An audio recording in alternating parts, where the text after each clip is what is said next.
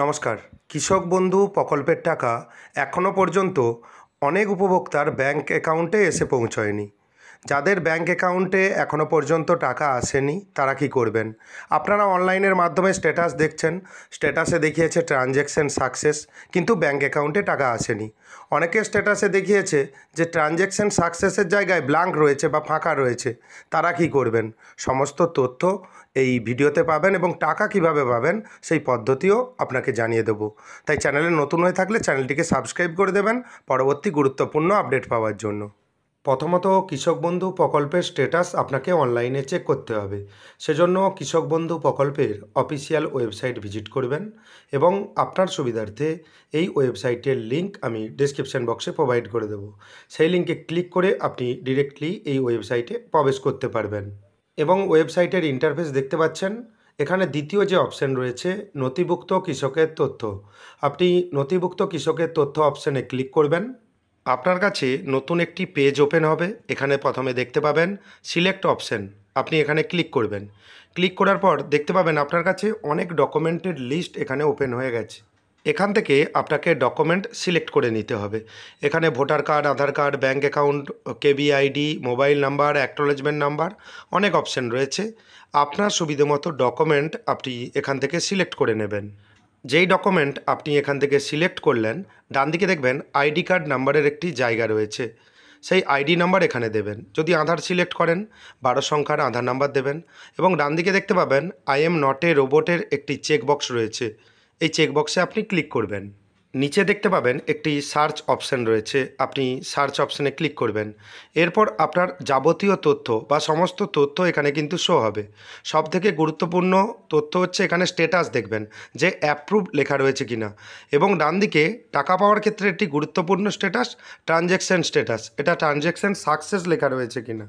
অনেকের ক্ষেত্রে দেখা গিয়েছে এখানে কিন্তু ট্রানজ্যাকশন স্ট্যাটাস সাকসেস লেখা রয়েছে, তবুও কিন্তু ওনার ব্যাঙ্ক অ্যাকাউন্টে টাকা আসেনি। এরকম অনেক উপভোক্তা রয়েছে এবং এরকম আরও উপভোক্তা রয়েছে যাদের ট্রানজ্যাকশন স্ট্যাটাসের যে ঘর রয়েছে সেখানে ব্ল্যাঙ্ক রয়েছে, কিছু লেখাই নেই। এই সমস্ত উপভোক্তারা যারা টাকা পাননি, যাদের ট্রানজ্যাকশন স্ট্যাটাস সাকসেস লেখা রয়েছে, যাদের ট্রানজ্যাকশন স্ট্যাটাসের ঘরে ব্ল্যাঙ্ক রয়েছে, তারা কি করবেন? যেহেতু আপনারা টাকা পাননি, এর কিন্তু অনলাইনের সমস্যার সমাধানের কোনো উপায় নেই। আপনাকে অফলাইনেই কাজ করতে হবে।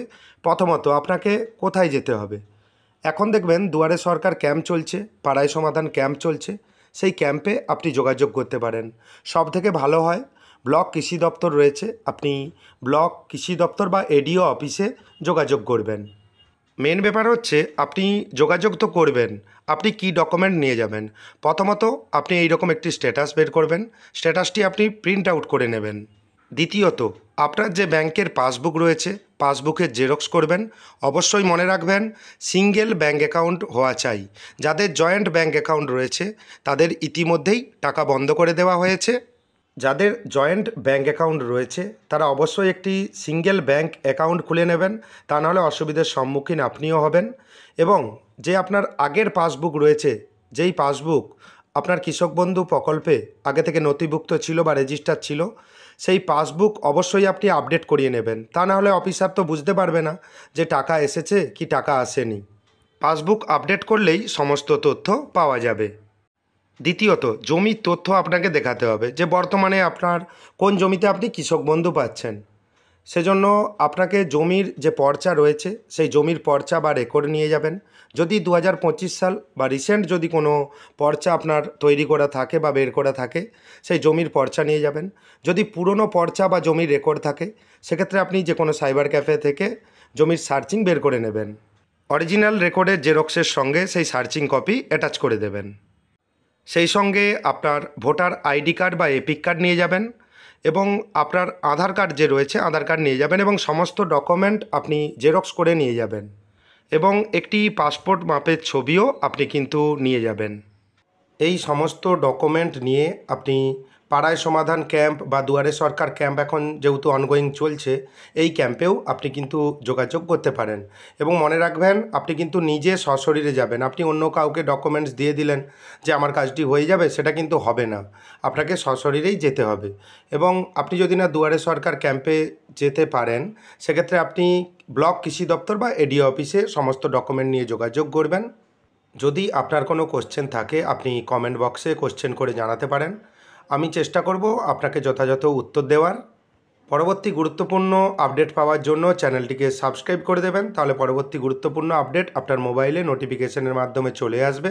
যদি ভিডিওটি ভালো লাগে, ভিডিওটি লাইক করে দেবেন, ভিডিওটি বেশি বেশি করে শেয়ার করবেন। ধন্যবাদ।